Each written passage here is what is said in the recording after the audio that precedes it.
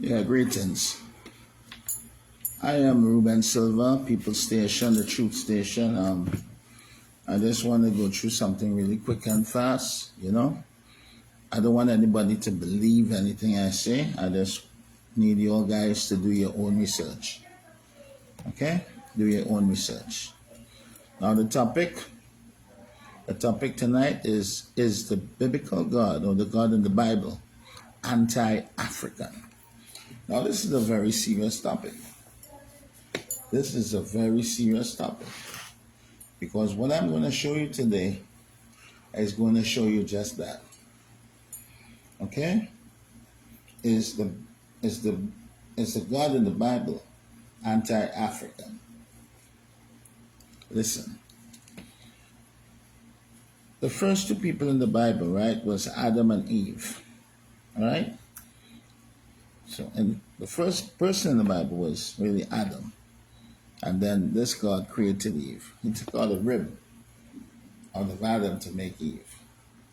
Now this God created the whole universe. Land, sea, air, hills, valleys, trees, herbs, fishes, all the animals, the whole galaxy, stars, the moon, the sun.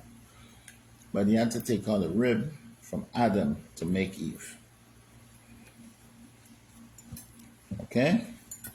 So this God had to take out a rib out of Adam to make Eve after creating all this big universe, land, sea, air, and everything.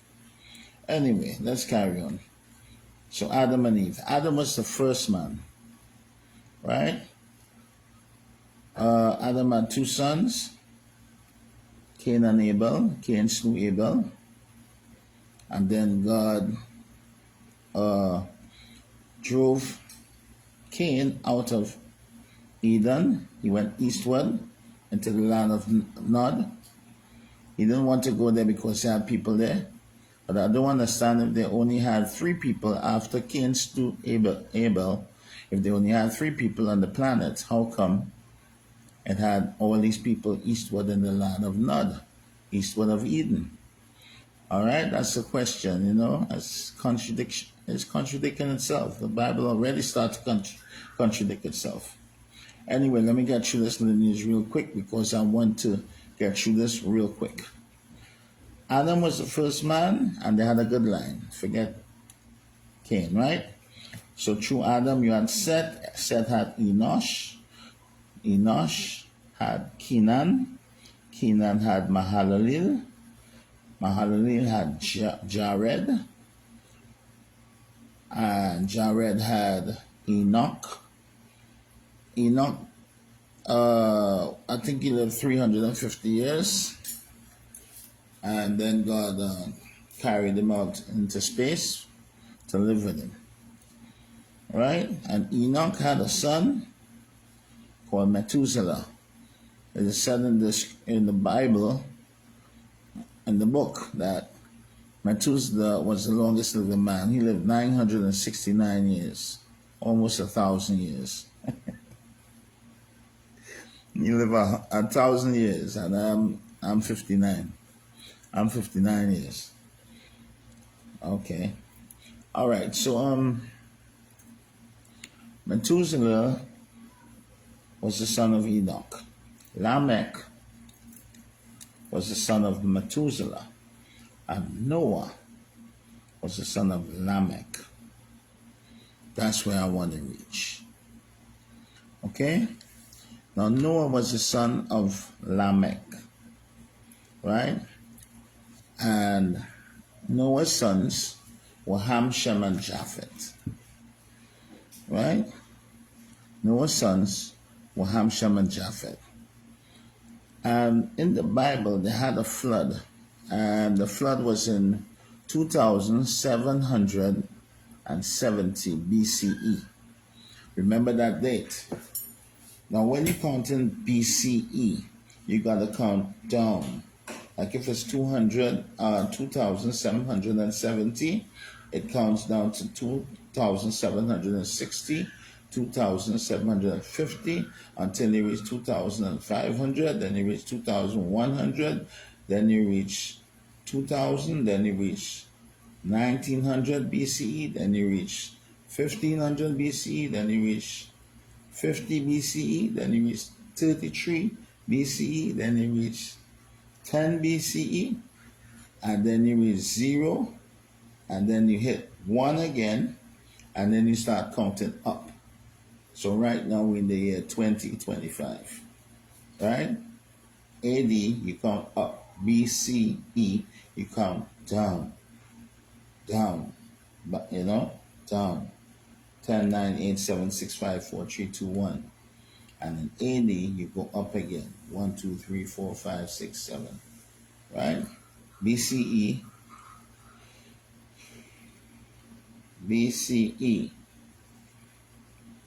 before the common era, right? Or before, if you want to say before the cracker, it's okay with me. All right? So, the flood was in 2770. Okay?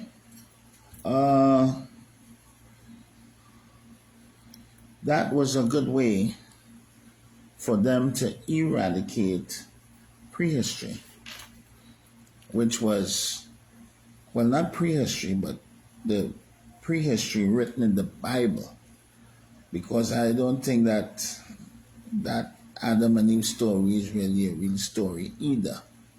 All right? Let's get into it. All right? Let's be real. Okay? I mean, who wrote the book of Adam and Eve? They have a book called the Book of Adam and Eve, I want to know who wrote it. All right? I want to know who wrote Genesis. They said it's Noah, but Noah was born in Exodus. So how could you write Genesis if he was born in Exodus? The book cannot come before the author. The author come with the book. The book cannot come before the author. The author come with the book. Right? Okay then. Now, the flood, what the flood did actually, right? It eradicated and erased the prehistory about the Garden of Eden. And in Genesis chapter 2, verse 11 to 15, they tell you about the 4 rivers that compassed the land of Cush, which means then that was in the area, in the Edenic area, or around the Garden of Eden. Now they tell you about Gihon, which is the river Nile. They tell you about Euphrates. They tell you about Pishon, etc. The 4 rivers that compass the land of Cush. Right? Now that's where everything started. Now Ethiopia in biblical times was just not what we see today. Ethiopia in biblical times was, some say it was the whole of Africa, and some say it was around that area like Somalia, the Sudan, Nubia, Kenya, going right up to Egypt, right? I think it was all there, okay? I think all there was Ethiopia at the time, okay? So, the flood came and eradicated all that history. And from around that Mesopotamia area, where Noah built an ark or a boat, a 500-foot boat, that held every species of animal in it, in a 500-foot boat, which is totally impossible, right? I mean, where did he get the space, or where did he put the freshwater fish? You know what I mean? A 500-foot boat. And Noah built that boat when he was 600 years old. Okay. 2 of every animal went on the boat. 7 of the unblemished and all that kind of stuff. Anyway, the boat sailed, and it ended up on Mount Ararat. Mount Ararat is really what we may call the Khazarian Mountains. Khazarian Mountains, which is the Caucasus Mountains. Right? When the ark landed, it was on a snow-capped mountain called Mount Ararat. Now, Mount Ararat, on the top of that mountain, is snow capped all year round. On top, Mount Ararat is snow capped all year round. And this is where that boat that Noah built during the flood, it sailed and it landed up on top of that mountain. And then all animals came out from that boat, including his household. His household consists of totally 8 people: Noah, his wife, Ham, Shem, and Japheth, which are his sons, and their wives. That's 8 people. And all of the animals came out on Mount Ararat. Now, the question is, if all these animals came out on Mount Ararat, right, where the boat landed and the animals came out, right, those animals will be indigenous to that part of the world, or that country, or that area where the boat landed, right? The animals will be indigenous today, because everything on the earth at the time of the flood, right, was destroyed. Remember, this is what the Bible is telling you. Huh? Everything in the earth was destroyed by means of that flood, right? It's a big lie. Let me tell you why it's a lie, right? If you go down into Abydos, the temple of Seti in Egypt, that's why my ancestors chiseled stuff in stone, you know. This is exactly why. Because this Bible, right, is telling you that they had a flood in 2770 BCE, right? And Abydos, which has the king's list chiseled in stone in Egypt, the only living proof of a lineage, of a lineage, right, that, you know, that stands today.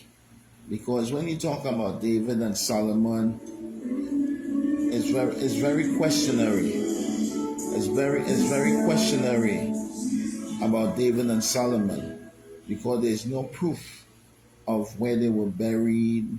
They have no surnames. They don't have no surnames. They don't have, you know, a lot of things. You know what I mean? Because if we go right back to Adam, there's no proof either. Right? I'm just telling you. I don't want nobody telling me I'm a heretic or whatever like that. I don't want nobody calling me no names. But I'm sure that you cannot prove the existence of Solomon and King David. I'm sure about that. And I'm sure you cannot prove the existence of Noah. And I'm sure you can't prove that Adam and Eve really existed 6,000 years ago. Because they had, I mean, they got some fossils of some bones, and you know, they have the carbon testing, carbon dating, and stuff like that. They got some bones in Ethiopia, and they called up those bones Lucy, and they said Lucy is like 2 to 3 million years old. So if the Bible carries you back to creation and tell you that the earth is just 6,000 years, and Lucy, that the carbon date with the modern technology tells you, well, it's millions of years old, who's lying? You understand what I'm saying? All right? So let's go on here. The flood was 2,770. And if you go down into Egypt like right now, the temple of Abydos still stands. It has the king list of the kings from Nama. It has the king's list from Nama, right, from 3,200 BC. And it has the list straight on to 1200 BCE, right? Straight 3,200 BCE, straight on to 1200 BCE. That's the king's list. But Noah's flood was in 2,770. Now, let me tell you why that's a big lie. Because when you count in BCE, you count downwards. right? It's like you saying 10, 9, 8, 7, 6, 5, 4, 3, 2, 1. And from AD, you start back from 1, 2, 3, 4, 5, 6, 7, 8, 9, 10. Okay? Now, the kingship or the pharaonic chronological line started in 3200 BCE, before the cracker existed, right?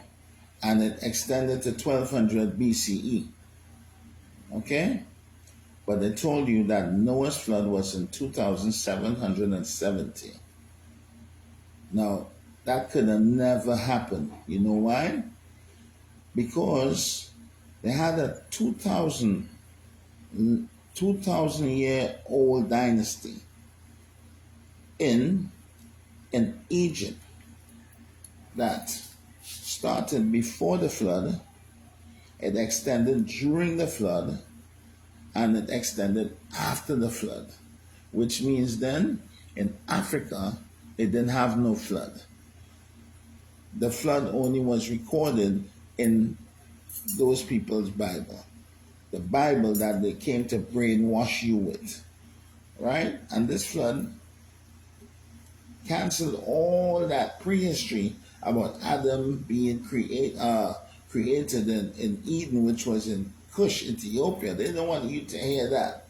They built a boat, and then the boat sailed to Mount Ararat, which is in Turkey, which is the Khazarian Mountains, which is the Caucasus Mountains. Right? This is where all them white people come from. They come from up there in the caves. Right? They're walking on all fours. And they actually got pictures with these white people coming out of the caves playing a harp. They come out of the caves on all fours, but they're playing a harp. I'll show you that later on. As I said again, I repeat myself, I want you to do this. I want you to do this. And look at the logic of what I'm telling you, right? The flood, check it out for yourself, was in 2770 BCE, right? And check up on Google, punch up the Abydos Kings list. Now that is chiseled in stone. That was not written on papyrus or paper or with a pen or typed to anything. This king's list in Egypt was chiseled in stone, all this deep. So you can't move it. You got to blow it up. And then they blow it up. They left it right there. And they got 15 million people visiting Egypt every year. Mostly white people, because the black people are so brainwashed. They go to America, Canada, and England, and they don't even want to go to Africa because they're brainwashed. Right? I did what I had to do because I wanted to see proof for myself. Okay? Now, the Abydos Kings list is the list of kings, chronological kings from Egypt. And between 3200 BC and 1200 BCE, right? The kings ruled in Egypt for 2,000 years. A unbroken line of kings ruled during the flood. During the flood that was written in our King James Bible, in a Strong's Bible, in a NIV Bible, in a Thompson Chain Bible, in a Gutenberg Bible, in a Codex Sinaiticus Bible, in an Ethiopian Bible, in a Grima Ethiopian Bible, in a Greek Septuagint Bible, and all this kind of crazy stuff. They're lying to you. They're lying to you. I'm happy that the ancestors gave me this knowledge that I can share with you. Right? And give thanks to King Seti or General Seti also. You know what I mean? Because that brother also has great knowledge, right? And, you know, we're not really worried about how much friends we lose once we talk in the truth. You know what I'm saying? I don't care about what you think. I don't care about your belief system, right? Because belief is not knowing. Belief is something that you do when you do not know, right? When you know, when you travel and you see what I'm talking about for yourself, you'll be just like me. You're sure about what you're saying. You know what I mean? You're sure about what you're saying. You're not guessing now. You have to see, touch, smell history, hug up history, embrace history. That's what you do when you go to Egypt. You see it, right? And Egypt has been repopulated by the Greeks and these Arab people, and they come and intermingle by amongst themselves. So you get that kind of look, you get that kind of big beard, wrap up head kind of thing. You know what I mean? They have got rid of the indigenous people of Egypt, and they took over Egypt because I guess that was God's plan. I'll tell you why. It's getting real, real serious. What I'm telling you, this is just the scrapes, and I still want to do what I'm doing really quick and break it down. I'm gonna start over again. Let me start over again. Just bear with me. Just bear with me, and you get some wisdom. Okay? Get knowledge. So you have Adam, the good line, the so-called good line in the Bible. You have Adam, Seth, Enosh, Kenan, Mahalalel, Jared, Enoch, Methuselah. He lived 960 years. He was the father of Lamech, and Lamech was the father of Noah.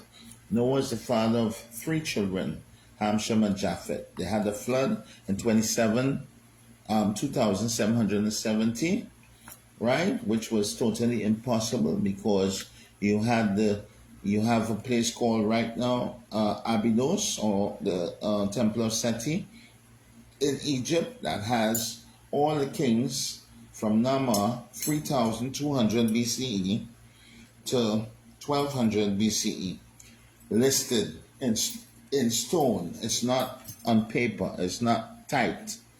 It's not written on papyrus or anything like that. You know what I'm saying? It's chiseled in stone. And I'm happy that my ancestors chiseled it in stone, because that's my proof that I can stand on and say, look, it's there. It's still there. It's proof. But you can't show me no proof of Obed, Boaz, Jesse, King David, King Solomon. You can't show me that. You can't show me no proof of that. You can't even show me proof of Queen of Sheba. Wow. That's hard, eh? That's hard hitting. You can't show me proof of Noah. You can't show me proof of Adam. You can't show me proof of nobody in that Bible. Because nobody in that Bible have any grave sites. Nobody has no grave sites. You ever check that out? Nobody. Where was King Solomon and King David buried?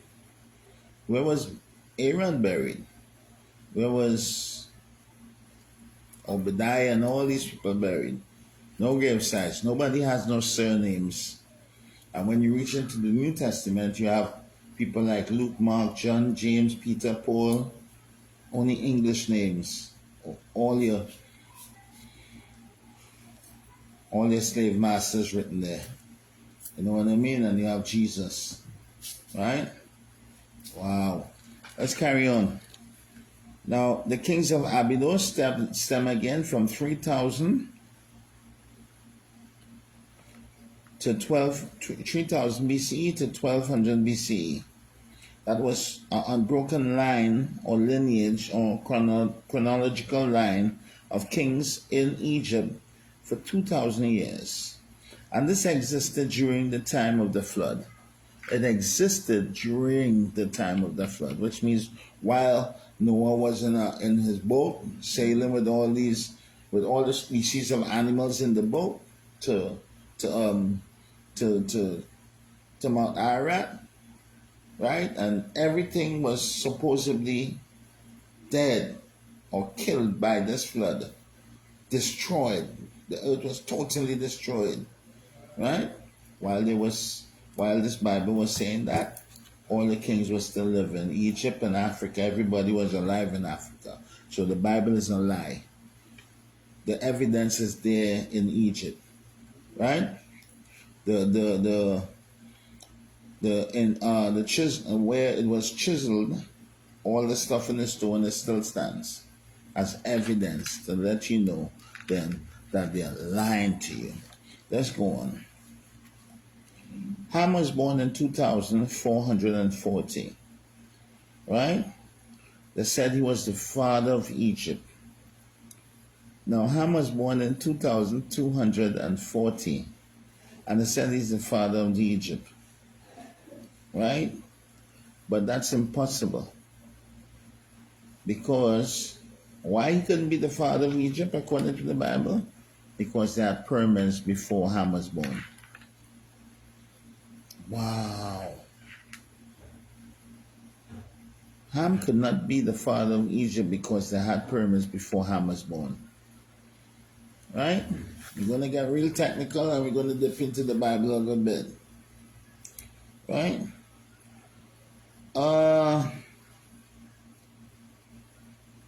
As I said, the flood ended up on Mount Ararat, and then 8 souls, or 8 people came out of the ark. Noah, Ham, Shem, Japheth. Right? These are the 3 sons and their wives, plus Noah and his wife. That's 8 people came out of that ark. And all the animals came out on Mount Ararat, which is Turkey today. The land called Turkey. So, all of us today, according to the Bible, listen to me how stupid this is. Huh? All of us today, according to the Bible, right? We didn't come from Africa again, you know. We came from Turkey because that's where the second Adam came from. The second Adam, which is Noah, right? Because all that prehistory has been eliminated in the Bible. They made a mistake by telling you that everything started in Cush. Genesis chapter 2 verse 11 to Genesis chapter 2 verse 11 to 15. Telling you about the 4 rivers that compass the land of Eden, Cush, in Ethiopia. They don't want that. They wipe out that. They crush that kind of history. They don't want you to know nothing about Cush being before everywhere else really became civilized. They don't want, they wouldn't tell you about, that, right? So Noah and his Noah and his 3 children came out the ark, and their wives, which was 8 souls. Listen how stupid this is now. All the animals came out of the ark also, right? And if you go to Turkey, where the ark and Mount Ararat is today, you can't find those animals. None of them. You can only find them in a zoo, right? Turkey is indigenous to things like birds and frogs and flies and butterflies, You ain't getting them silverback gorillas and hippopotamus and rhinoceros and elephants and jaguars and cheetahs and lions and all that stuff there. You're not getting all that stuff there. You can only see that in a zoo where the ark landed in Turkey on Mount Ararat. You don't see those animals there. So what you telling me? The animals swim back and walk back to Africa because Africa still has all the species of animals over there. All the indigenous species of Africa is still in Africa. So the Bible is lying again. You know what I mean? Because you cannot find those animals that came out the ark in Turkey or on Mount Ararat, which is the Khazarian Mountains, which is the Caucasus Mountains, where these white people used to live in caves and walking on all fours and eating raw meat. You know what I'm saying? Right? And these are the same people actually, right, that gave you the Bible in this time. The same people that came out those caves are the ones that give you the Bible that you Africans today believe in. This is some serious stuff. And I'm going to get into the Bible here now, a little bit. Just enough to open your eyes to see where the question arises. Is the God in the Bible anti-African?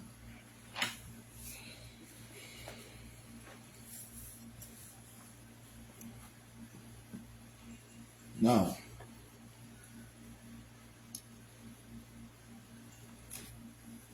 Noah became a planter of grapes or and whatever. And he had a vineyard. All right? And Noah became a drunkard. You know, a big patriarch in the Bible became a drunkard. Yeah, you know. You know, I mean, the patriarchs in the Bible are some sick people, you know. I mean, David saw a man's wife and put the man in front of battle so he could get killed. So he could get the man's wife, who was Bathsheba. And in the same Bible, God said that David is a man after his own heart. And Lot slept with his two daughters, Moab and Ammon. So those were the progenitors of the Amorites and the Ammonites. And Moses was a murderer. Moses killed people.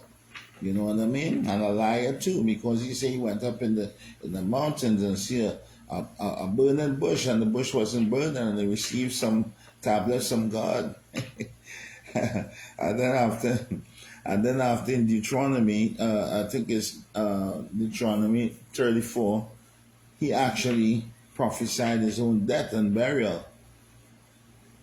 Right? But in Deuteronomy, he was talking in the third person, because they were saying, and Moses went up into, and Moses this and Moses that.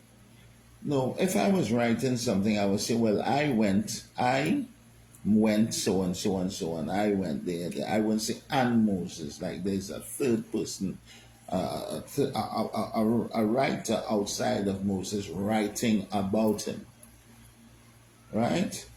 And this is where you have to use your sense, because there's that's third person writing. And Moses went up into Mount Sinai. No, I would say, well, look, I went up in Mount Sinai. Or I would say, Moses, went up in Mount Sinai. Instead of just saying, and Moses went up in Mount Sinai. Anyway, Judah, six patriarchs. I mean, Judah was the fourth son of Jacob. And Judah actually went with his son's wife, which was Onan's wife, whose name was Tamar. She played the role of a harlot. She was a harlot. And Judah went and gave him his bracelets and certain little valuables so he could get a little sex from her and stuff like that. Next thing you know, she's pregnant.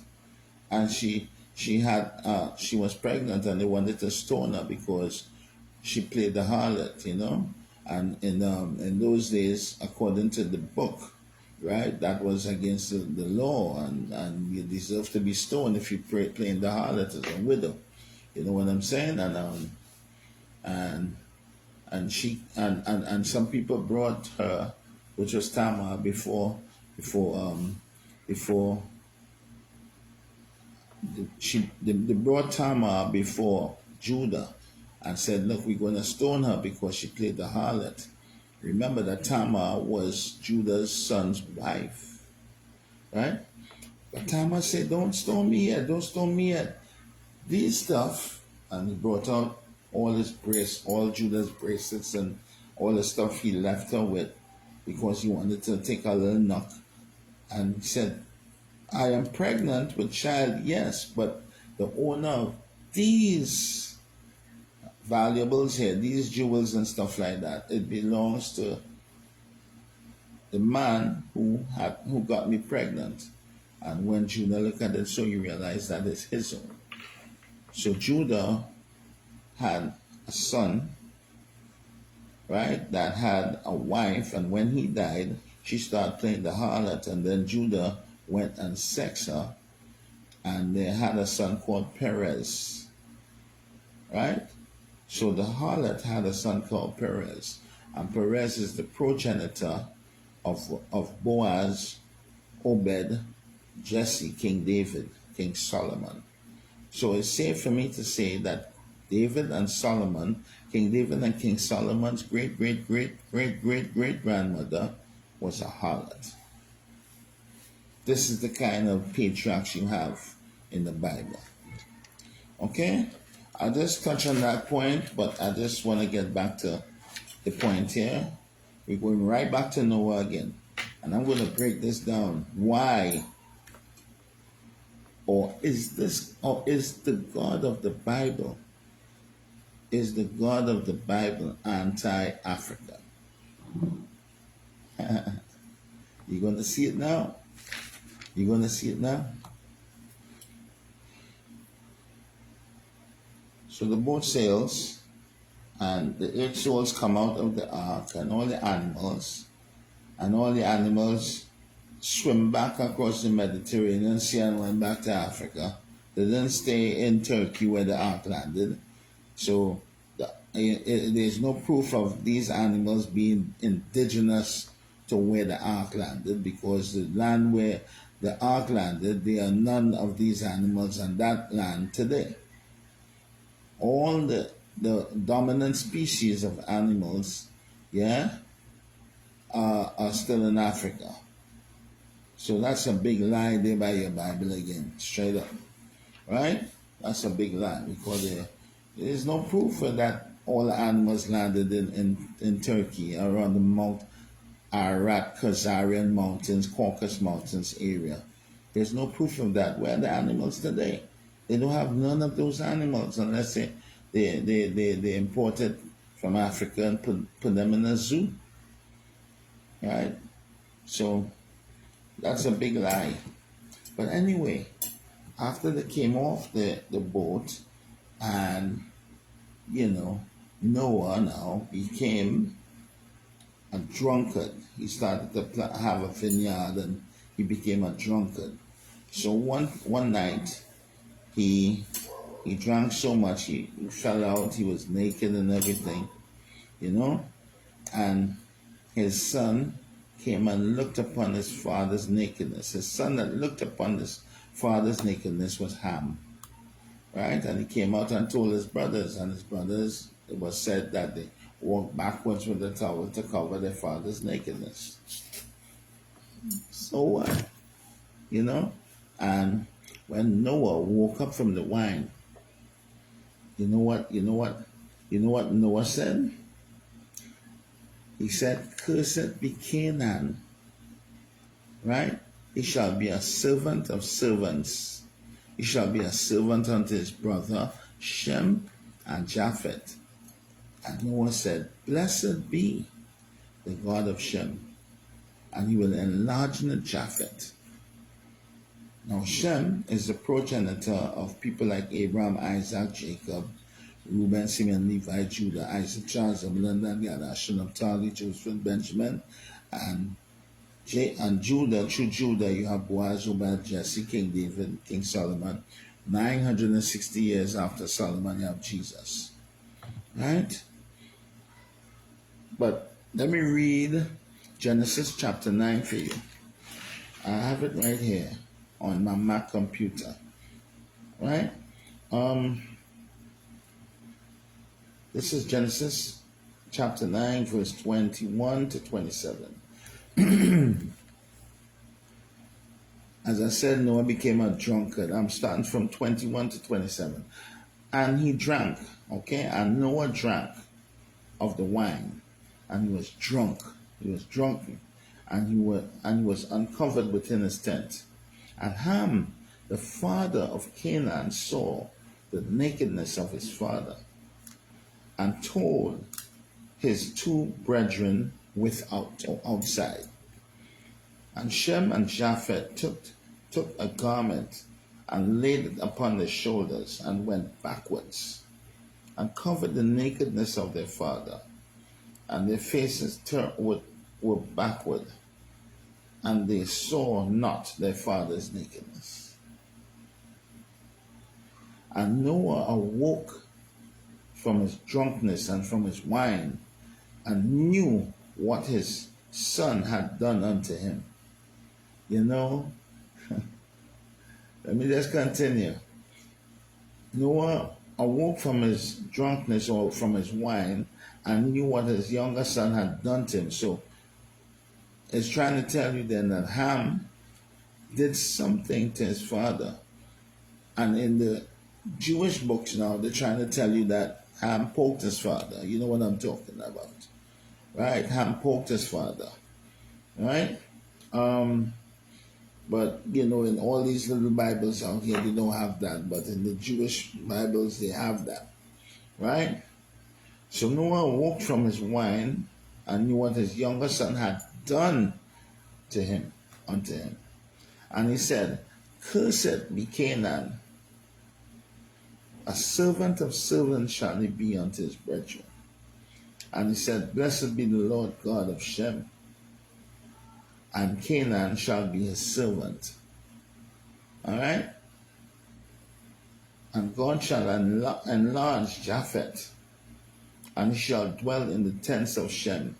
So Shem and Japheth, they're together. Japheth, the white man, because Japheth is Gog and Magog. Japheth is the European man. "And he shall dwell in the tents of the Asian man." They're all Europeans because Asia is all China and all these places. But the black man, which is Ham, right? Or the descendants of Ham, which is Canaan, right? He was cursed. And they're trying to tell you that he was cursed from Noah. Noah cursed Canaan, right? And the descendants of Canaan, let me tell you what the descendants of Canaan. The Jebusites, the Amorites, the Girgashites, the Hivites, the Philistines, all these people, even Nimrod, right? Nimrod was also a descendant of Canaan. Canaan in that time is what we may call Tel Aviv today, right? That's the land of Canaan, right? Don't forget, Noah awoke from the wine and he said, "Cursed be Canaan." Now remember, Canaan is Ham's grandson. Because Ham begot Cush, Cush begot Nimrod. Ham begot Cush, Cush begot Nimrod, and you know, Canaan, right? Ham begot Cush, Canaan, right? And you know, so the line come down. You understand? Right? So, Canaan was cursed by Noah to be a servant unto his brethren. But God said here, he will enlarge in Japheth, he big up Japheth. And Japheth shall dwell in the tents of Shem. And Canaan, which is I and I, the African man, shall be their servants. So in the Bible, automatically, Canaan, the descendant of Ham, that lived in the land of Africa, right? The African man, which is Canaan. Ham was the African man. Ham begot Cush. Cush is Ethiopia. Mizraim. Ham begot Cush and Mizraim. Cush is Ethiopia. Mizraim is Egypt. You understand? And Canaan is a descendant same way. And they fill up all them lands there. Nubia, Ethiopia, Kenya, Egypt, Somalia, all them little places there. You understand? That's where, you know, and all Jerusalem go up there because they tell you Canaan is all Tel Aviv and all them places what we call today. That was our land, Africa, whole Africa. You understand? So Canaan is the African man. And in the Bible, Canaan was cursed by Noah. Right? The person that built the ark who was directly talking to this God. So he was talking to this God, right? And he come and curse Canaan. And he's supposed to be like the prophet of God. So that means God technically cursed Canaan, which is the African man. So the African man is cursed in the Bible. Wow. That's a serious thing. Now, I just told you the list, or some of the list of the names that they give the tribes of the African man. Now, this is the white man names of the tribes that they give to the African man that dwelt in Africa, in Canaan, under, or the people that you may call the Canaanites, right? They have from Ham, you will have people from Sidon, Heth, the Jebusite, the Amorite, the Girgashite, the Canaanite, the Jebusite, and all them ites. Now, we don't have names like that. Remember, the white man is inventing names for the tribes in Africa. These are just biblical invented names and coronated names, according to one of my teachers called Walter William, and coronated names. You know? R.I.P. Walter Williams, rest in peace. Boss, grandmaster teacher. All right? So, you have the descendants of Ham. So all the descendants of Ham, which was the Jebusite, the Amorite, the Girgashite, the Hivite, the Sidonite, and all these ites, they were cursed by God because Noah cursed Canaan. So the descendants of Ham, which is the African man, they were cursed in the Bible. And the Asian and the white man in the Bible, Shem and Japheth, they were blessed by God. He was enlarged in Japheth. And blessed be the God of Shem.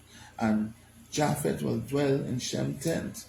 So it's a white boy thing. It don't have nothing to do with the African man. You got to know the players in the board. If I have a chess set on the table, you got to know the players on the board and how you're going to move these knobs, because you can't move them anyhow. You got to know the players and how these knobs move and everything like that, right? You got to know who is who, and you got to know who represent what in the Bible. As I told you, Ham is the African man, Shem is the Asian, and Japheth is the European. Shem and Japheth, they live together really nice. They're the ones that got the blessings from the God, the biblical God.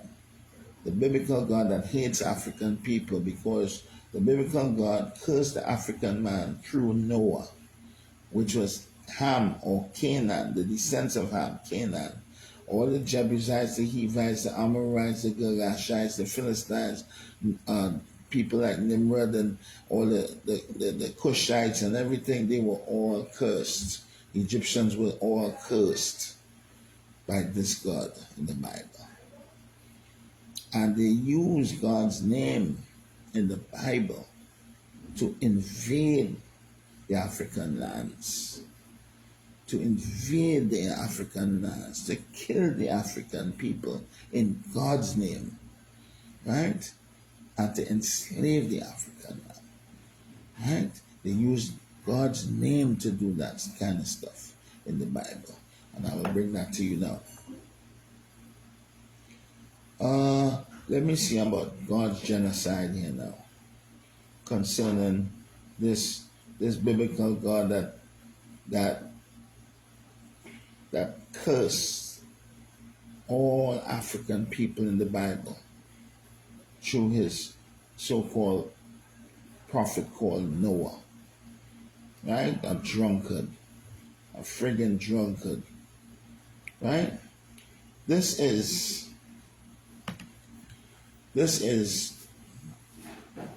the Deuteronomy. Deuteronomy. Chapter 20. Get that? Deuteronomy chapter 20, verse 16 to 18.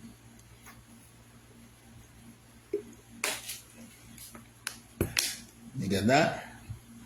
Deuteronomy chapter 20, 16 to 18. The topic here is God's genocide on the African people. Remember, the descendants of Canaan, the Jebusites, the Hivites, the Amorites, the Perizzites, all the ites, right? These people were cursed because he cursed Canaan. He cursed the descendants of Ham. So these people are African people.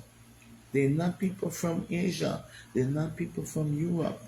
These people that this God in the Bible cursed, the Perizzites, the Ammonites, the Canaanites, the Girgashites, and all of them, they are descendants of Ham, which is the African man. Shem and Japheth, them blessing different. God is God with them. Right? But he cursed Ham and Canaan in the Bible. You understand? Curse the African man. Now let's take a look at what the Bible says that he had the people of Israel do to the African man, which this is just allegory, eh? This is not no true thing. It never really happened that way. But technically it's happening that way even today. Because these people make all the bombs and the nuclear and stuff, and from slavery times and all this thing, this has been happening. So really and truly, the Bible is a blueprint of what they want to do. It's a blueprint of their plan to do what they want to do. And they use God as an excuse to say, well, God ordained us to kill you people. God ordained us to take your land. God ordained us to enslave you. All right, so let's go to Deuteronomy. Deuteronomy chapter 20, verse 16 to 18. Deuteronomy chapter 20, verse 16 to 18. Let's go. But the cities of these people that the Lord God is giving you for inheritance, you shall save alive nothing. Ooh, this is your merciful God talking here, But the cities of these people, which is the African people, that the Lord God is giving you for inheritance, you shall save nothing alive that breathes, but you shall devote them to complete destruction. But you shall devote them to complete destruction. The Hittites, the Amorites, the Canaanites, the Perizzites, the Hivites, the Jebusites, the same people that I told you are the offsprings of Ham, which is the African man that dwelt in Canaan, which is the land of Africa that stretched and goes straight up past Egypt and goes straight up into Jerusalem and over on that side and over on that side in Nubia, Sudan, and down there, so in Kenya, all over there, so. Right? This God said, we're going to destroy these Hivites, Amorites, Canaanites, Perizzites, Hivites, Jebusites, Girgashites, all the ites, that they may not teach you to do according to their abominable practices. You see, you see what they're calling our way of life? Abominable practices. So what they actually did, what they're actually doing here, is demonizing our culture, They are demonizing our culture, right? In the Bible, they are demonizing our culture, right? So it says, the Perizzites, Hivites, Jebusites, as the Lord has commanded, you will destroy them utterly, right? That they may not teach you to do according to the abominable practices that they have done for their gods. See? And so you sin, and so you will not sin against the Lord your God. So the Lord your God has sent out his armies to kill out all the Africans. So the Africans can't teach you about their God. So he killed all the Africans in the land of Canaan and he want to install his people in the land of Canaan, take away your land in the name of in the name of God, enslave and kill you and rape your woman and take all your resources and stuff like that. Exactly like what they're still doing today.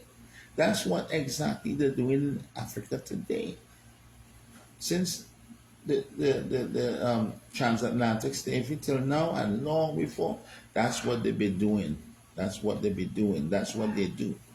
Now that's Deuteronomy, right? Let me read another chapter that says the same thing from another. This is Deuteronomy 20, verse 16 to 18. Right? Let me read same Deuteronomy chapter 7, verse 1. Right? Let me just get it here.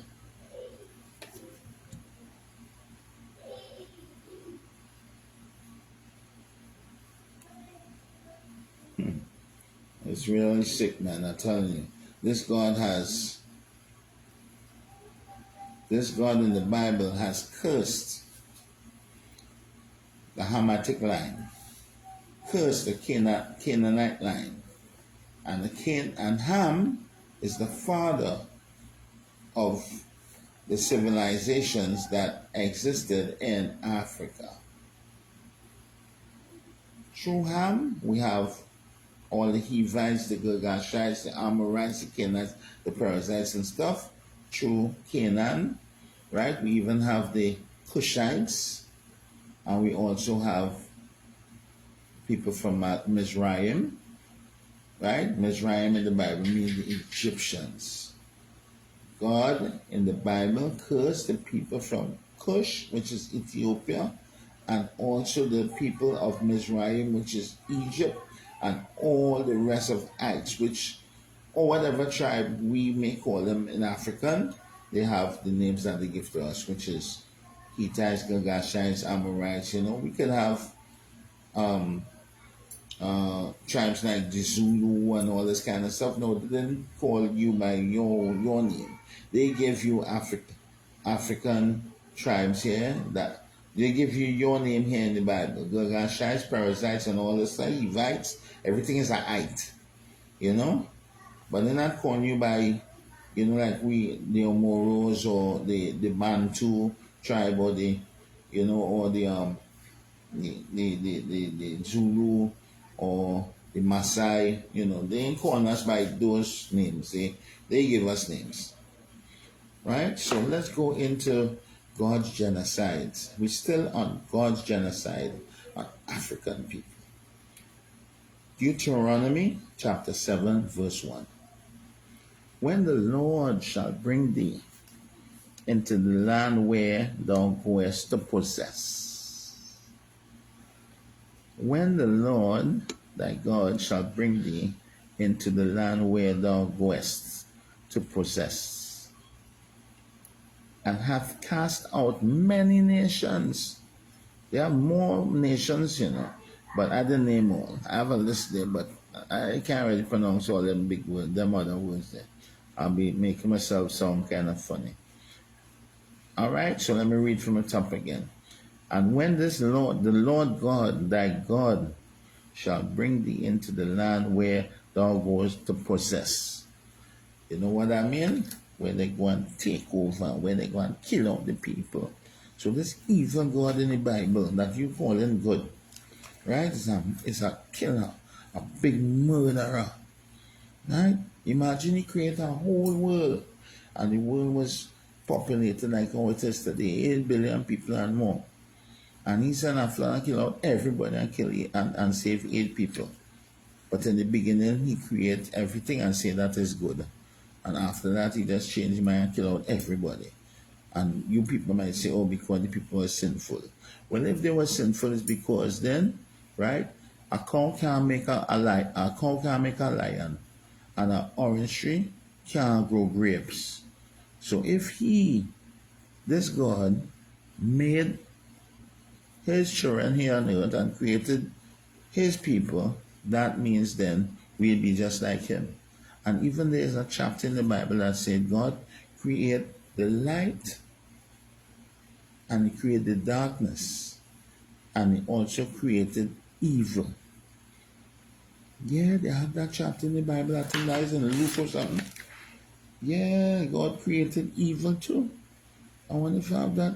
I can't remember the chapter, Sometimes, they like an old brain, Oh boy, where that is there. Alright, just look it up. Just look it up. Right. In Isaiah 45 verse 7, take it down. In Isaiah 45 verse 7, this God said, this evil God in the Bible. This is an evil God, because look what he says here. Isaiah 45 verse 7.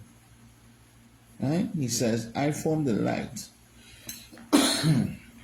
and created evil. Light, I formed the light and I also create evil. Plain words. Isaiah 45 verse 7. Take it down. Don't believe me. Don't believe me. Listen to what God said here. This God in the Bible, this sick ass God. I form the light and create evil. So don't blame anybody for doing evil. You gotta blame God, because God created evil. He made the evil. So I don't know what kind of game he playing. But just remember, the whole God concept is just a concept. It's not God. It's people that write, a book and publish it onto the people, right? But they don't necessarily have to be any any kind of real God, because the way how the book starts, it's funny. It go along with the flood and everything, it wasn't real, because they had the Egyptians living all through that time, right? So let's go again. I'm going to read Deuteronomy 7, chapter verse 1 again. Deuteronomy 7, verse 1 again. And the Lord thy God shall bring thee into the land where thou goest to possess, to conquer them. Let me drop that word possess. To conquer, to kill, to enslave, to rape, right? To plunder, right? And has cast out many nations, African nations. The Hittites, the Girgashites, the Amorites, the Canaanites, the Perizzites, and the Hivites, the Jebusites. Right? They said, you know what they say here? These 7 nations were mightier than thou. So we were mightier than the so-called people that came to crush us. That's what they're saying. And the Lord shall deliver them. So God was on their side. So they had this kind of Shazam energy. Even though a little bit, and we were big, so they have the Shazam energy from God to go and kill out nations that were like 20 times bigger than them. And the Lord thy God shall deliver them before thee. Thou shalt smite them utterly, destroy them, and thou shalt make no covenant with them, nor show them no mercy. Let me read that again. Hear what this God, this sick God saying in the Bible. And when the Lord thy God shall deliver them from before thee, Right? This is Deuteronomy chapter 7, verse 2. And when the Lord thy God shall deliver them from before thee, thou shalt smite them utterly, destroy them. Thou shalt make no covenant with them, nor show them no mercy. I thought the God in the Bible was a merciful God. I thought it was a merciful God. But this God is a sick, murderous God. Yeah, sick, dread kind of God. I mean, you know, is this really a God? Or this is really, they're using the God name to invade Africa, enslave the Africans, take over, and all this kind of stuff. Right? They're using God's name to do such, you know? So, I just broke it down for you basically, right? Where, you know, from Ham, Shem, and Japheth, they had a flood, and that was, you know, they had a flood in 2770, right? That's the Noah and the Ark. I was in 2770 BCE, which could have never happened because we have records of our ancestors chiseled in stone in Abydos in Egypt. Right? We have a king's list. Just type up in Google Abydos king's list, and it's going to come right up. And you could even go onto YouTube, and they will show you the list via a video that totally debunks any flood that is written in any of these Bibles, whether it's the Ethiopian Bible, which is a big lie, which is Greek Bible, Gutenberg Bible, Strong's, Thompson Chain, NIV, King James, which he wrote the Bible in 1611. All of them is lies. Lies, right? It's more a blueprint of what the white man wants to do, how he plans to take over the world and get rid of everybody else on this planet.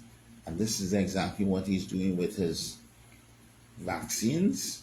He's doing that by orchestrating hunger in certain countries, orchestrating man-made disasters like floods and droughts. You know what I mean? They're using a machine called the harp that could dry up your land, or it could even cause plenty water or earthquakes or anything like that. You know what I mean?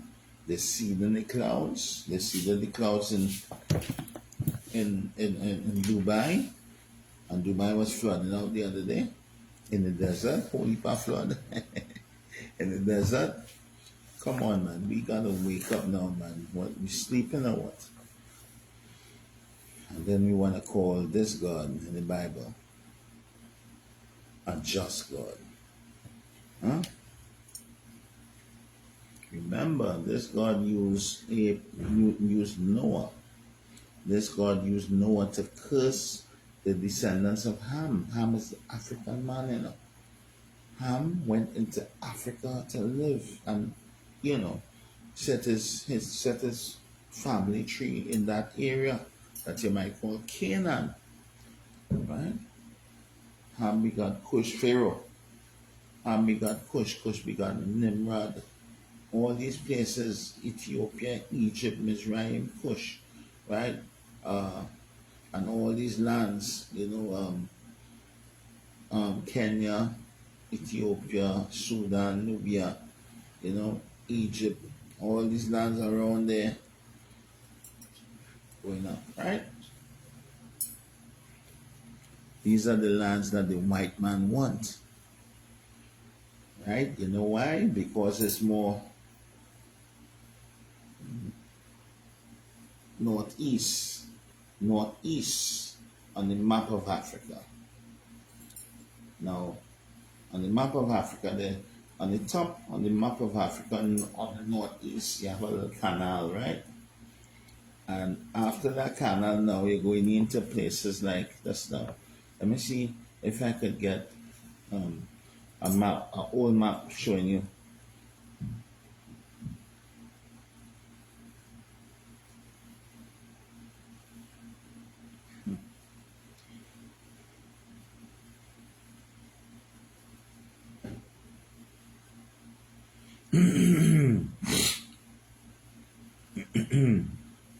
Let me see if I can get a map that shows you why they want the land of Africa so bad. Right? Because, first of all, Africa has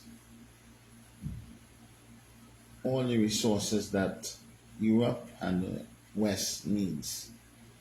Right? We have everything there: diamond, gold, cobalt, rubber, everything we have down there. We have everything in Africa. You know what I mean? And they have nothing out here in the West, really. Right?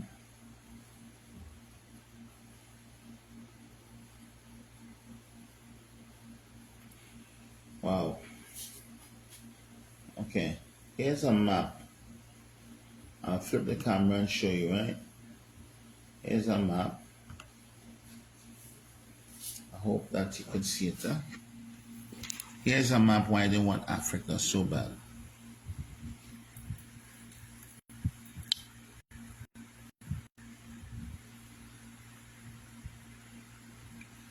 Now, here's Ethiopia.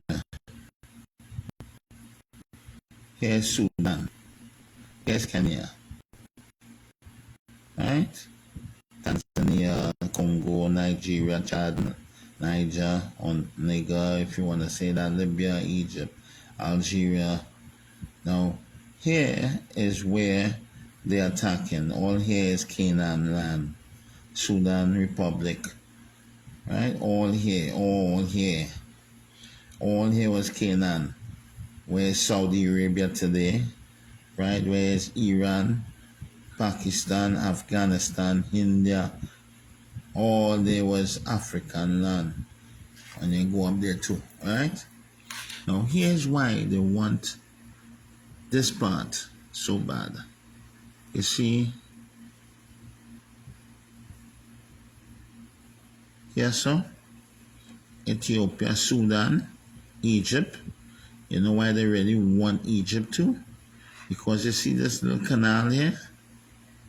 This little canal here, this little piece of waterway right there? It connects you to the whole of it connects you to China.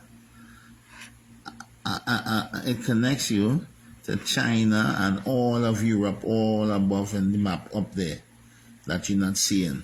China, it connects you to all these places like the whole of Europe. Just by this little canal by Egypt here.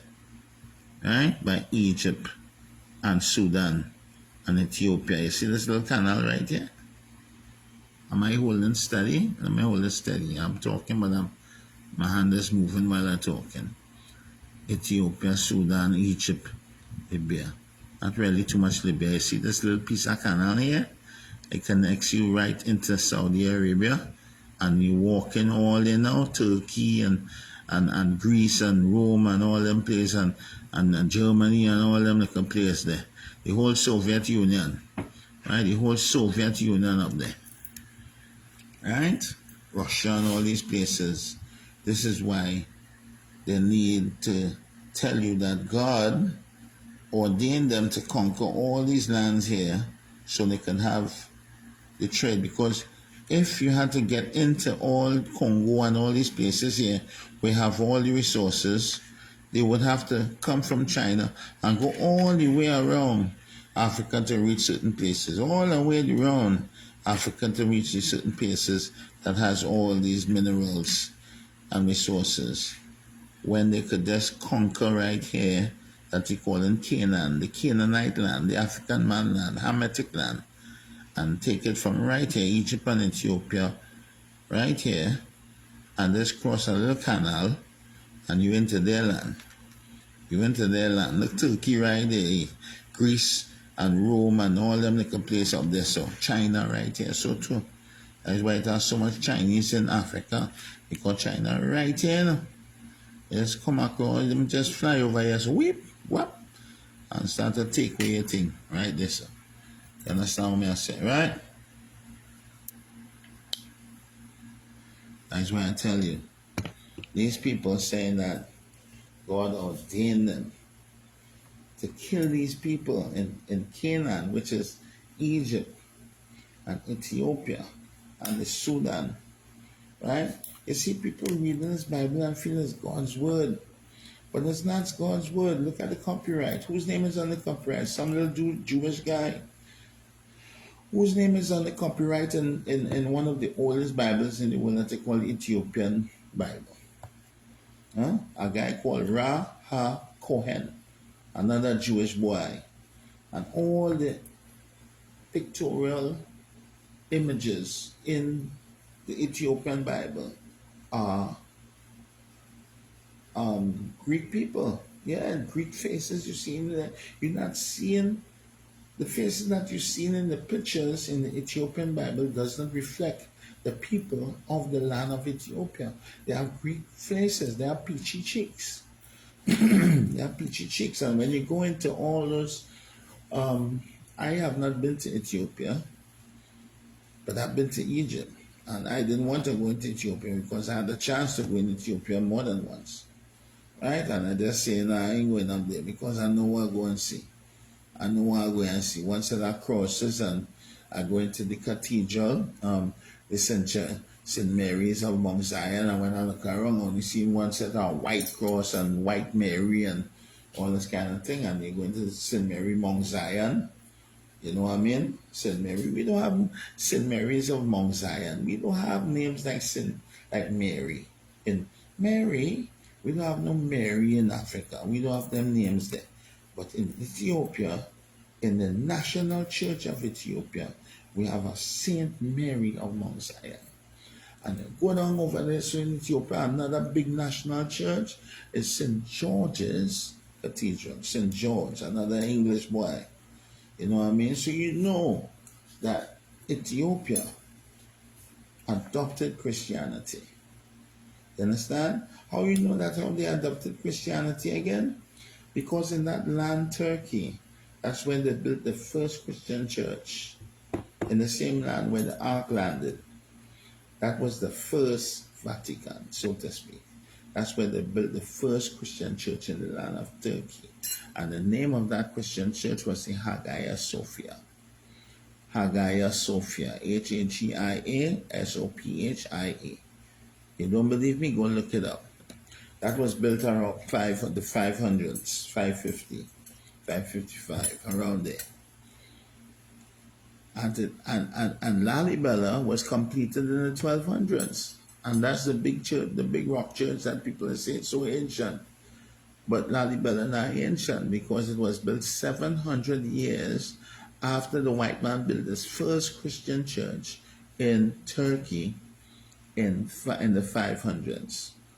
And if Lalibela was completed in 1200s, that's 700 years after the white man has already established his first church in Turkey.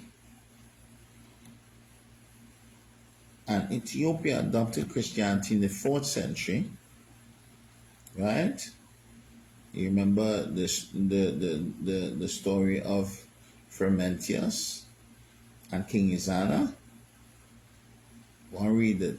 Ask Google when Christianity came to Ethiopia and how it came into Ethiopia by Frumentius and King Izana, the king of Ethiopia at that time, right? And concerning one of the oldest Bibles that Selassie said that talked about. He said, we in Ethiopia have one of the oldest Bibles. Now, the key thing there that Selassie is saying there is very, very key.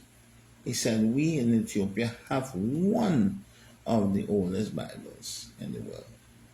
One of them, not the oldest, one of them. Now, the Ethiopian Bible was translated from the Greek Septuagint, right, into Ge'ez, and they received that Bible in the 5th century, and they completed that Bible in the 8th century, handwritten, right, by the monks or whatever, by the Abunas, whatever, right? They Johnny come lately. The people that actually invented Christianity, right? They were the Greeks and the Romans. Okay, they were the Greeks and the Romans. Look at the word Jesus. Jesus ends with US. Most of the words in Rome, right, ends in US. You have Augustus, Tiberius, Julius, Olympius, Octavius, Julius, Caesar, Julius, Jesus.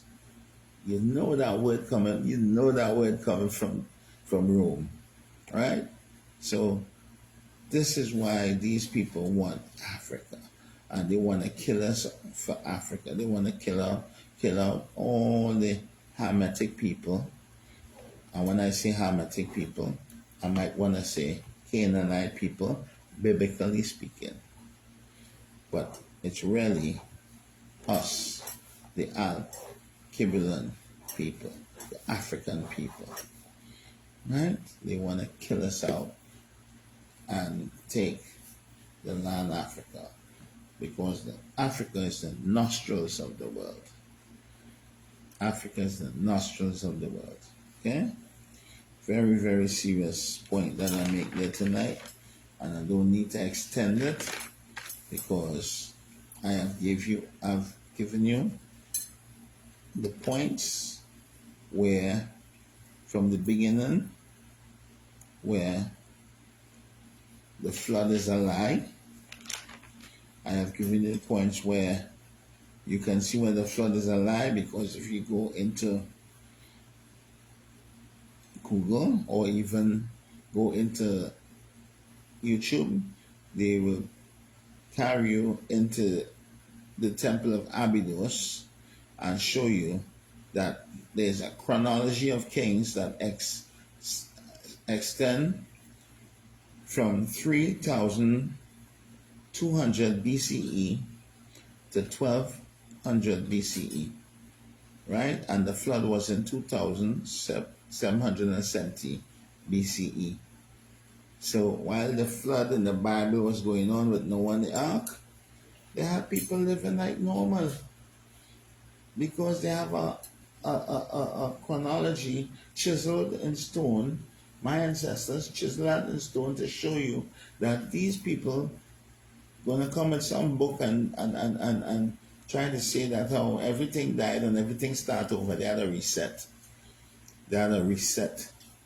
So they start off with Adam and Eve in Ethiopia as the Garden of Eden, and then this God come and reset it with a flood and say, well, that's where the Garden of Eden in Ethiopia. Right now, everything starts here in the Roman Empire, Mount Ararat, Turkey, the Roman Empire, where they built the first Christian church. You understand what I say? This is what I call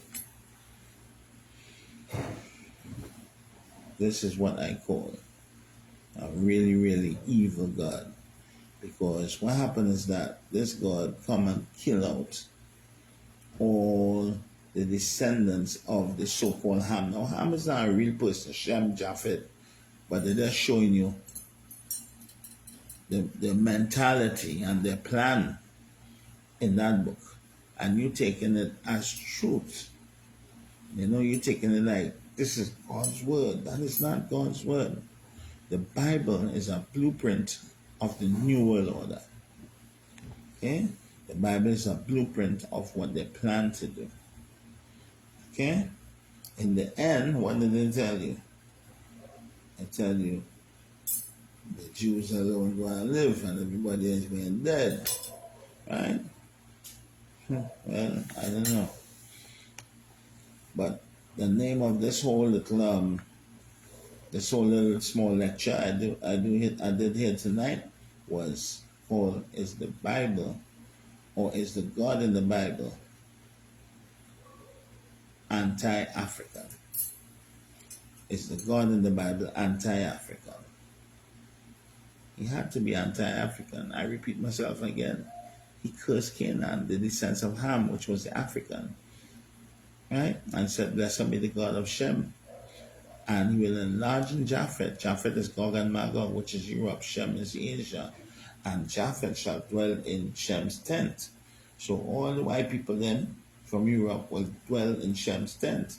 So Jacob and Japheth good. The white people then will come into, Jacob and dwell in Jacob tent with Reuben and all them are meshed together, the white people and the Asian them, But the African people from Ham, who were the Canaanites, God cursed them. Eyes are African. So me, nah worship nothing in that book there that name God, because that God there do not like Africans. That God there perform genocide on Africans. Right? And I can prove that by Deuteronomy chapter 7. You can read Deuteronomy chapter 7, right? Verse 1 and 2. Right? Verse 1 and 2. Right? To see that genocide. Right? And I'll read it once more. Just clicking on it here. Again. Right? Let me read it again. Okay?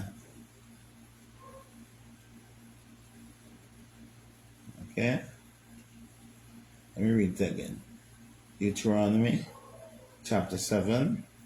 This is the King James or the Queen James version, because King James was a homosexual and he had his mother beheaded and he got his 2 wives killed, and King James was a homosexual. These are the kind of people that, behind the authorship of your book called the Bible, your religious book called the Bible. Homosexuals. Deuteronomy chapter 7 says, when the Lord thy God, this is God here. When the Lord thy God shall bring thee into the land that thou goest to possess or to conquer, and hath cast out or killed many nations before thee, the Hittites, the Girgashites, the Amorites, the Canaanites, the Perizzites, and the Hivites, the Jebusites. Right? And when the Lord thy God shall deliver them before thee, thou shalt smite them utterly. This merciful God here, what are you doing to the Africans? Thou shalt smite them utterly and destroy them. Thou shalt make no covenant with them or show them no mercy. The merciful God talking here. And the people that don't want to show no mercy here, as I explained, through Ham begot Cush and Mizraim, right? Cush, Mizraim, Canaan. Cush is Ethiopia, Mizraim is Egypt. Canaan was the descendants of all the African people, right? This God, this evil God in the Bible say, the Lord God shall deliver before thee. Thou shalt smite them utterly and destroy them, and make no covenant with them, nor show them no mercy. This is what God's saying about you, African people. Okay? That's what God's saying about you. Now, most of the African people right now, you know what they will say? I's not Ham. I's Shem. What make you Shem? Look at the skin color. Look at the melanin. Look at the melanin on the epidermis of your skin. Look at your skin pigmentation. Look at the melanin. See the melanin? See?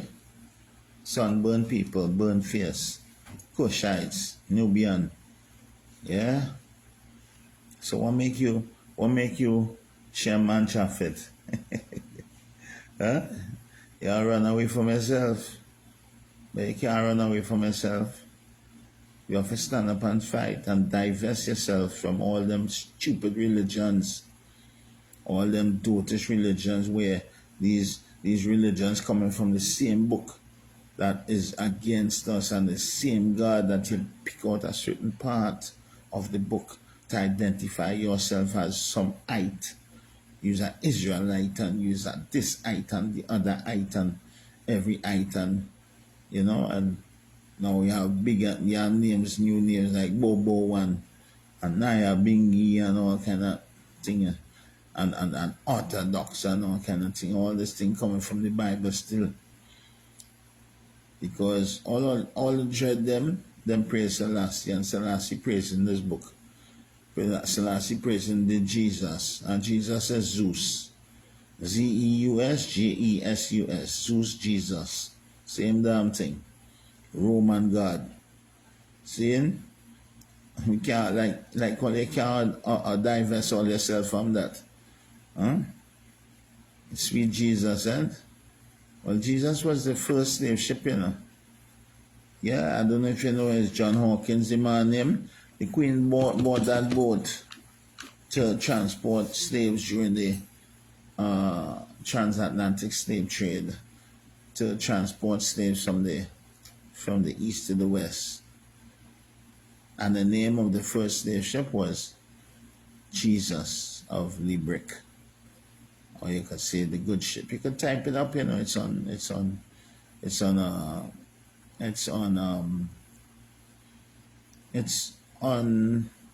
YouTube and it's on Google. So you can type it up.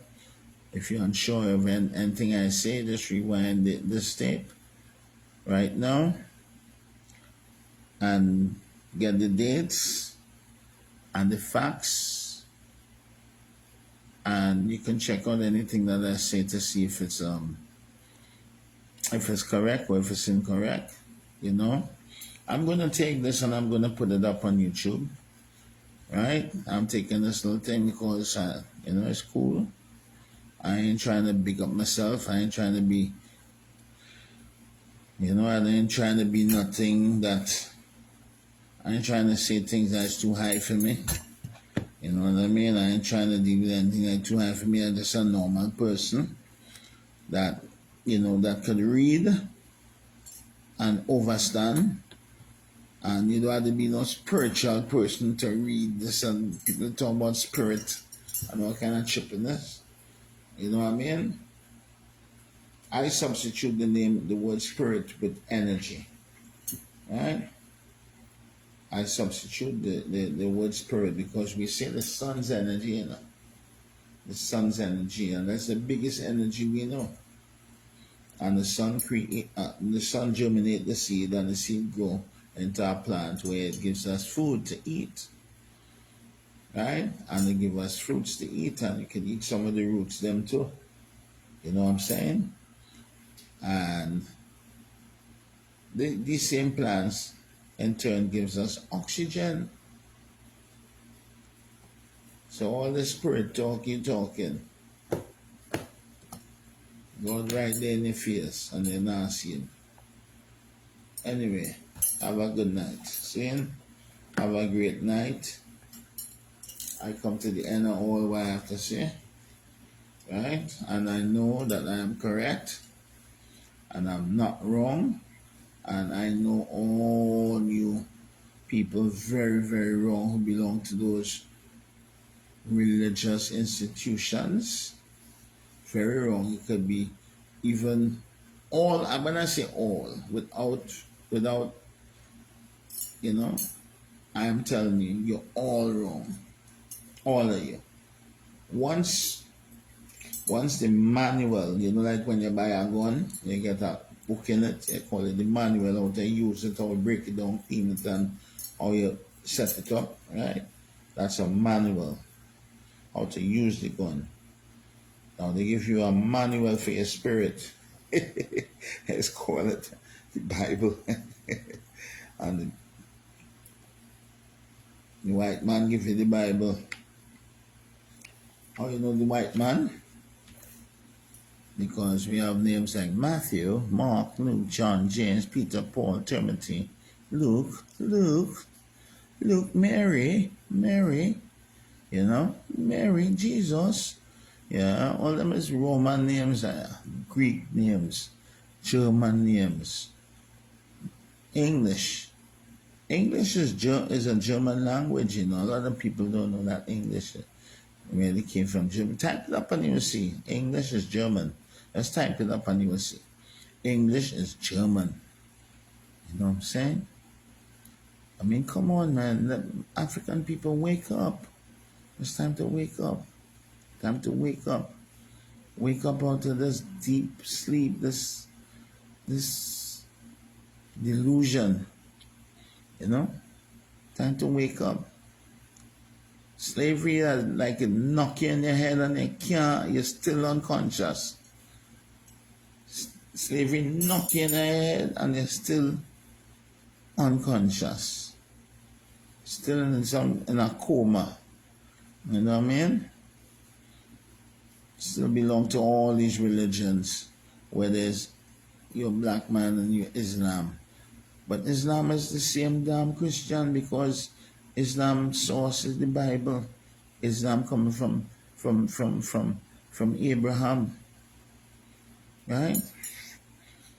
Yeah, Abraham, Hagar, the tents of Timah, the tents of Timah, right? Which is the progenitor of the Ishmaelites. You know what I mean? In the Bible. So that's where they want to attach themselves to the Bible. So the same as Islam, people mention Jesus as a prophet and all this kind of thing too. You understand? So what I'm saying is this, and the Christians, well, you know them as that. Right? So if you, as a black person, identifying yourself to be a Christian, that means you are uploading, you are encouraging our slavery, all right? Our enslavement, and encouraging these people to come into Africa and everything else. You are upholding white supremacy.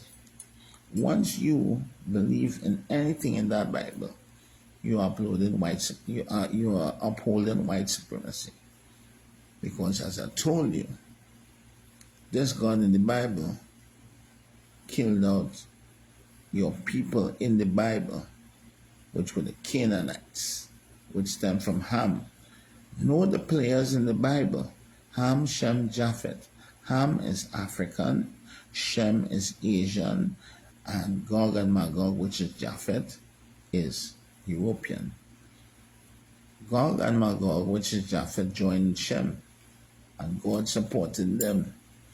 But God supported them to kill the Canaanite, the Hamitic people, which is the African people. God killing you off in the Bible. Read Deuteronomy 7. That's just one of the books then. You understand? These people, very evil people, Now I tell you, I want to go so long here, but I have other things here I can really show you too, But that is going to extend this thing, and look at this. Look at stupidness. I'm gonna show you this. Look, Moses with the 10 Commandments. You see how stupid it is? The 10 Commandments have the 10 Commandments written in Roman numerals. And in the time of Moses, Rome wasn't even born yet. They didn't have no Rome. Now watch the original pieces here. This is the where the Ten Commandments come from. See it there? Egypt. Right? This is Egyptian stone. So they're just copying all our things and putting what they want to put. Now you have the white people coming out on all fours out of caves. And they playing harp. And they acting like they originate music. But this is the original in stone here. It's showing us as African people. You know, we are the inventors of all music. Check out Motown and watch all them people right out of Motown, straight down to Jamaica, Bob Marley. Right? Is we invent music. Look here again. Look, this is Bess, an African god, the god of music. Bess. I don't know if you know Bess. You should know Bess. You should know everything about Africa. Obetala, Shango, Yemaya, Eligwa, Oshun, you know, Ugun. Should know everything about because our spirituality was custom made for our spirit as Africans. And when you believe in a Bible and you believe all that fictitious stuff in the Bible with fictitious authors and fictitious characters, what you're actually doing is worshiping the image of the people that enslaved you. Right? Look, this is inside the walls of Abydos. You see, all those are the names of all the 76, I think it's 76 kings over a period of 2,000 years, from 3,200 to 1,200. This is the Temple of Abydos in Egypt. Now you can look it up. Look, Egyptian Abydos Kings List in stone, 2,000 years of continuous bloodline, from 3,200 to 1,200 BC. And the flood was in 2,700.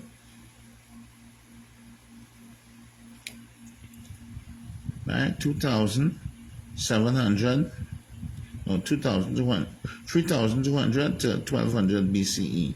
But the flood was in 2,770 BCE. That was between that time. So you could never have a flood because they had a continuous bloodline in Egypt at that time. Chiseled in stone to show proof that they never had a flood and that no one never existed. And I want to tell you that Ham, the father of Egypt, was born in 440. Ham, the father of Egypt, was born in 2,440 BCE. But this is impossible because Ham was born after the pyramids in Egypt. You damn fool. I fed up over this. I fed up. I just doing a little job because, you know, I working for the real creator. Right? Or the creator dead. Right? Or the creator dead man. All of them. Because what always do? Always look for a hero.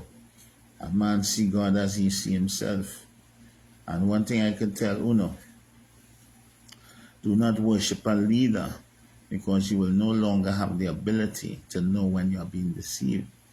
Don't worship no leader on this planet because none of them are no God, none of them. Because all them leaders and them dead now. Right? All them leaders and them dead, you know. Right? Who used to worship. And they have people who will come and all they worship again and them are dead. All them people in Guyana used to worship Jim Jones. And Jim Jones make all of them drink Kool-Aid. And all them dead. First the shepherd. Right? Why do you want to tell you about other people that all you worship? Because I don't want to do that on this life. But if I go to give all you a rundown on certain topics, it's just going to be crushing. So I don't want to. I just want to leave it nice and calm. So tonight's topic was, is the God of the Bible anti-African? Yeah. The answer, according to the same Bible you're reading, is yes.